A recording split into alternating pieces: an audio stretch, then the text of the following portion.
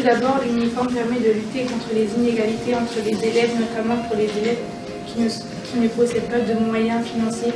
D'autre part, cela permet de rassurer les parents qui n'ont pas assez d'argent pour subvenir à la tenue vestimentaire de leurs enfants, comme par exemple les parents qui ne possèdent pas d'enfants. De plus, l'uniforme permet de réduire les intrusions étrangères au lycée, afin d'assurer la sécurité de l'ensemble des personnes des établissements, particulièrement en période de vacances. L'uniforme nous empêche d'être libres vestimentairement, notamment parce que cela nous empêche d'exprimer notre personnalité. Il n'y a plus d'identité, car la seule identité de l'étudiant est celle de l'établissement.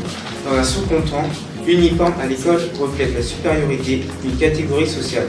De plus, les uniformes sont parfois payants. Chaque établissement a son propre uniforme. Cela reflète également le prestige ou pas de l'établissement, ce qui mène à des préjugés. Tout d'abord, il faut savoir que les ordinateurs sont dans le progrès et avanceront toujours dans le progrès. Ils sont renouvelables et surtout pratiques pour l'apprentissage. Les ordinateurs sont davantage utilisés dès le plus jeune âge, donc il y a une facilité d'apprentissage, une autonomie. Avec ces ordinateurs, nous pouvons apprendre. Avec ces ordinateurs, nous pouvons comprendre. Et nous pouvons modifier les paramètres de certains ordinateurs pour les programmer par rapport à leurs élèves. Tout d'abord, le fait qu'un ordinateur remplace un professeur remet en question toutes les études du professeur, ainsi qu'une difficulté à trouver un travail. Cela peut conduire et augmenter le taux de chômage. Les sources ne peuvent pas être totalement vraies. Tout le monde met ce qu'il veut. Il y a des personnes qui ne sont jamais renseignées sur le texte. Ils ont accès à Internet, par exemple Wikipédia. Tout le monde a accès à ceci. Premièrement, le permis de conduire va nous permettre d'acquérir plus de responsabilités lorsque l'on aura la majorité à 16 ans. Par conséquent, avoir le permis permettrait d'avoir une voiture, car d'une part, cela nous permettrait de nous déplacer plus facilement et d'avoir un accès plus simple à l'emploi. Certes, à 16 ans peut paraître trop jeune pour pouvoir accéder à la majorité. Cependant, le fait d'avoir la majorité à 16 ans peut être positif, car ça veut dire qu'à l'âge de 16 ans, on peut être libre. D'un côté, on peut avoir le permis plus tôt, mais à cet âge, on ne sait pas encore que l'essence est chère. À 16 ans, nous n'avons pas assez d'expérience, nous ne comprenons pas tout, nous sommes trop influençables. Par exemple, un enfant, quand il a de l'argent, il dépense vite sans réfléchir et souvent dans des choses inutiles. Tout d'abord, une note est plus précise qu'autre chose. C'est une méthode qui fonctionne bien. En second lieu, nous avons une certaine habitude d'avoir une note sur 20. Changer ne serait pas une bonne idée selon moi, car comme je l'ai dit avant, c'est une méthode qui fonctionne bien. En dernier lieu, par ailleurs, ceci permet d'évaluer les compétences de l'élève avec exigence de l'éducation nationale. Tout d'abord, les notes ne déterminent pas les capacités et la personnalité des élèves. Parce que si l'élève a une mauvaise note, celle-ci ne détermine pas sa capacité. De plus, une note peut être discriminante dans le sens où certaines notes sont plus valorisées dans certains établissements plutôt que d'autres. Ensuite, les compétences deviennent de plus en plus importantes. Ces dernières comptent pour le brevet, pour les collégiens, et cela leur donne plus confiance. Nous pensons que l'ensemble des lois et réformes concernant l'éducation doivent être votées par les enfants, malgré le fait qu'ils peuvent être encore un peu immatures et même facilement influençables. En refusant le droit de vote aux enfants, on les soumet à la volonté des adultes. En offrant aux enfants le droit de vote, ils pourront voter pour des lois qui ont des impacts directs sur eux. Et il faut savoir qu'il y a 52% des 18-25 ans qui ne votent pas. Du coup, ça permet aux jeunes de devenir citoyens le plus tôt possible et ainsi voter plus tard. On ne peut pas prendre une décision à 2 ans. Ils choisissent le plus beau président et après il y aura un président qui veut faire beaucoup plus des vacances, que faire plus des heures pour aller à l'école. Les adultes n'auront plus de responsabilités sur les enfants. La plupart des jeunes ne sont pas intéressés à la politique et ne sont pas bien éduqués à ce sujet. En conclusion, ce serait insensé de laisser les enfants à voter, car ils ne sont pas prêts à avoir une place dans la vie politique. Et que cela peut amener un désordre politique et au final à une guerre civile. Les cours d'études sont mieux pourquoi ? Tout d'abord, il faut savoir qu'au jour d'aujourd'hui, les personnes surdiplômées coûtent trop cher aux entreprises.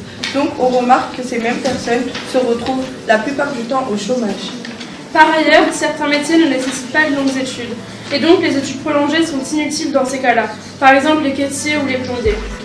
D'une autre part, on entre directement dans le monde du travail et ainsi on acquiert une maturité et une expérience sur la vie et sur la vie active. En outre, les personnes n'étant pas scolaires et s'orientant vers des études longues finissent par perdre confiance en eux et sont démoralisés.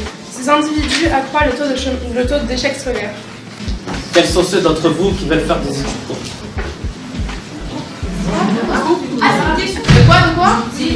Quels sont ceux d'entre vous qui veulent faire des études courtes?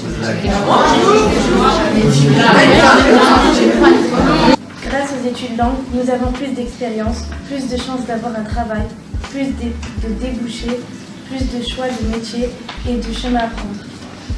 De plus, nous estimons qu'on a plus de temps et de maturité afin de choisir sa carrière. D'autant plus que des personnes ayant fait de longues études sont plus souvent recherchées dans les métiers importants.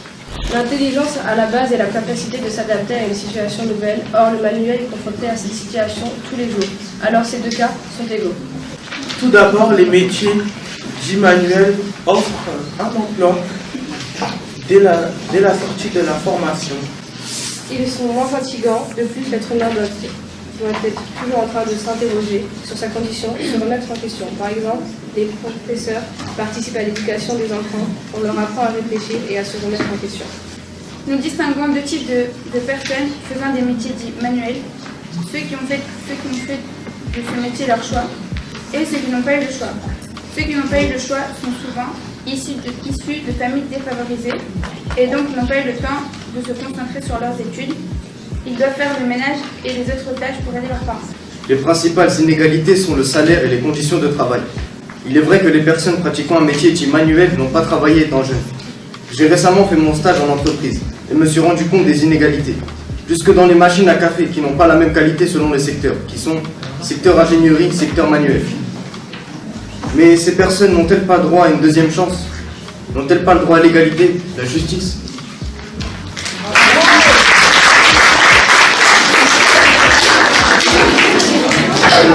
Si un élève ne possède pas les capacités, les compétences requises pour l'école, le meilleur moyen est d'arrêter afin de ne pas perdre de temps et ainsi se consacrer à sa vie professionnelle. Si un élève veut depuis tout jeune s'initier dans la voie professionnelle, d'une part, si un élève a un but précis, un avenir tracé, il préfère se consacrer à un objectif tel que le sport.